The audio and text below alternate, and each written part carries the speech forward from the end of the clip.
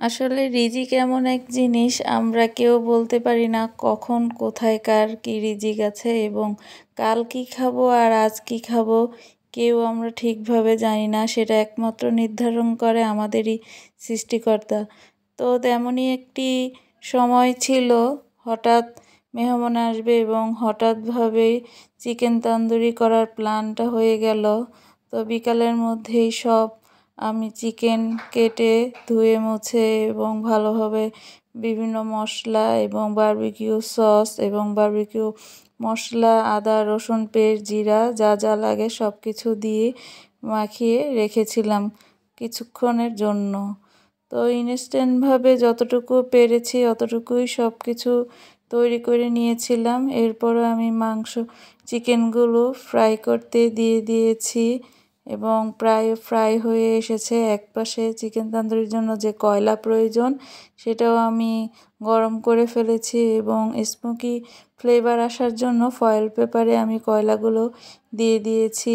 এরপর সরিষার তেল দিয়ে যে স্মোকি ভাব আসবে সেটার জন্য আমি এখন ভালোভাবে ঢেকে দিচ্ছি যাতে চিকেনগুলোর ভিতরে ভালোভাবে কয়লার স্মেলগুলো ঢুকে যায়।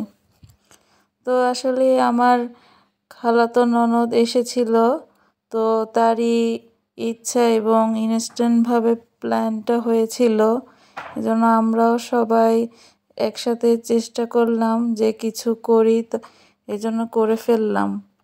তো চিকেনের যেই মশলাগুলো ছিল সেগুলো আমি আলাদা একটা প্যানে তেল দিয়ে, সরিষার তেল দিয়ে গ্রেভিটা তৈরি করে নিচ্ছি। সেটা খেতে খুবই মজা লাগবে চিকেন তান্দুরির সাথে। সাথে থাকবে নান এবং পরোটা, যে যেটা পছন্দ করে তার যার যার যেটা ভালো লাগবে সেটাই খাবে।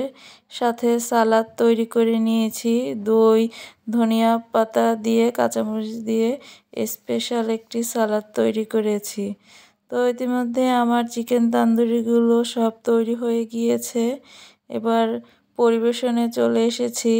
সবাই অধীর আগ্রহে বসে আছে যে কখন এই স্পেশাল চিকেন তান্দুরি খাবে। তো সবার জন্য আমরা প্লেট এক এক করে সব সাজিয়ে নিয়েছি। এরই সাথে আবার স্পেশাল একটি মেয়োনেজও তৈরি করে ফেলেছি কিছু সিদ্ধ ডিম দিয়ে, আমার ঘরের তৈরি এই মেয়োনেজ। তো এটার সাথে খেতে খুবই ভালো লাগবে মেয়োনেজটি। তো খেতে খেতে আমাদের সবার রাত হয়ে গিয়েছে, প্রায় রাত 1টার উপরে বেজে গিয়েছিল। তো সবাই খুব মজা করে খেয়েছিল এবং সবার কাছে খুবই ভালো লেগেছিল হঠাৎ প্ল্যানে।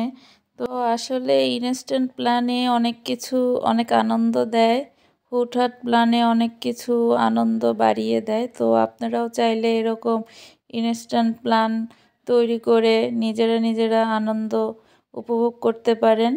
তো আজ এই পর্যন্তই। আল্লাহ হাফেজ।